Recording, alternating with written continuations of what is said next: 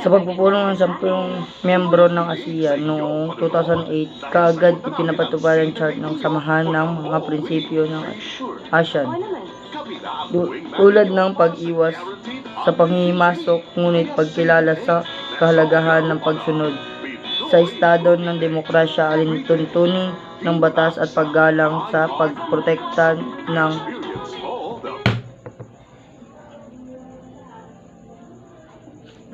sa fundamental freedoms. Itinalaga rin ng chart ng ang kautusan at tungkulin ng iba't ibang bahagi ng estruktura ng samahan. Ang sumusunod ang bumuo ng estruktura ng ASEAN. ASEAN Summit. Ang ASEAN Summit ang pinakamataas na kapulungan ng samahan. Ito ang gumagawa ng mga patakaran ng samahan na nagpupulong ng 2 beses sa isang taon. Ang kapulungang ito ay bumubuo ng mga pangulo ng bawat bansang kasapi. Asian Coordinating Council. Ang Asian Coordinating Council ang pangalawang pinakamataas na katawan sa loob ng ASEAN. Ito ang pinamumunuan ng mga ministrong panlabas ng ASEAN. Tulad ng summit, ang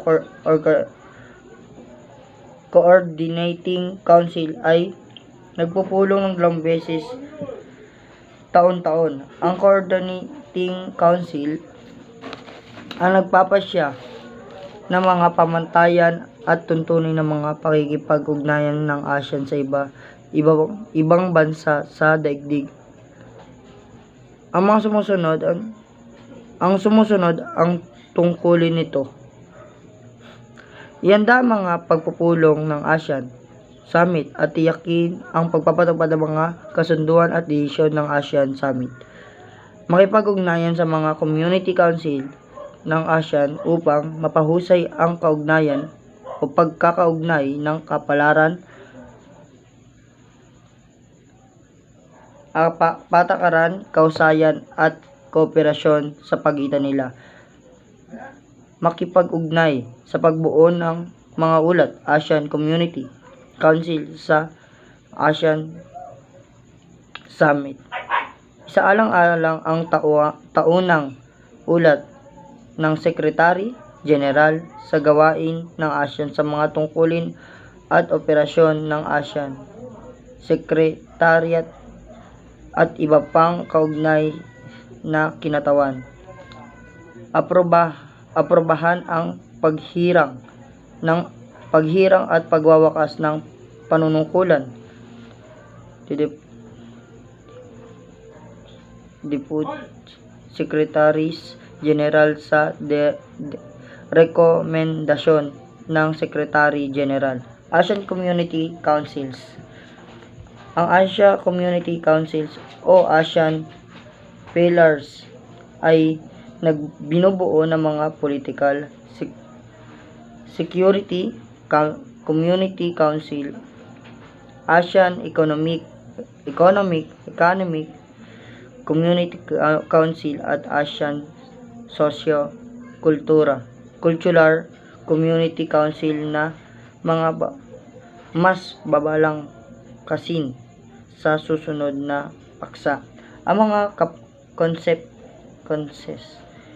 konsehong ito ay binubuo ng isang ministerial body na kumakatawan sa bawat miyembro ng ASEAN. Tungkulin ng bawat konseho o council ng pag-ugnahin ang gawain ng iba't ibang sectorial body o kinatawan sa loob ng kani-kanilang komunidad. Upang makamit ang layunin ng mga haligi o pillars ng ASEAN, ang bawat konseho ng Community Council ay nagpupulong ng 2 beses taon-taon. Dapat ipinapatupad ang mga konsehong ito ang mga desisyon ng summit ASEAN Summit. Ngunit maaari ding magsumite ng mga ulat at rekomendasyon sa ASEAN Summit bilang konsiderasyon sa mga nagawang desisyon.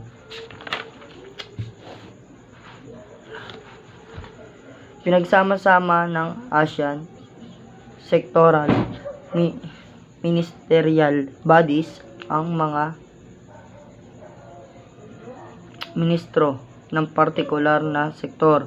Halimbawa, lahat ng mga ministro ng paggawa ng lahat ng miyembrong bansa ay binubuo ng isa sectoral ministerial body. Ito ang nag-uulat sa Community Council at may mga tungkuling palakasin ang kooperasyon sa loob ng kanilang sektor na ipinatupad ang mga desisyong mula sa ASEAN Summit. Ang bawat ASEAN sectoral ministerial body ay may kaugnayan sa mga komite ng nakatataas na opisyal o kilala bilang senior officials meetings, SOMs, at mga teknikal na katawan upang tulungan ito sa gawain ito. Ang ASEAN at Nation Secretariats. Samantala ang ASEAN Secretariat ay matatagpuan sa Jakarta, Indonesia. Sinusuportahan nito ang pang-araw-araw na gawain ng ASEAN sa pamumuno ng ASEAN Secretary General. Ang Secretariat ang bumubuo ng mga plano ng aksyon sa pakikipagtulungan ng mga senior officials ng ASEAN upang may patupad ang mga desisyong ginawa ng mga pagpupulong ng ASEAN.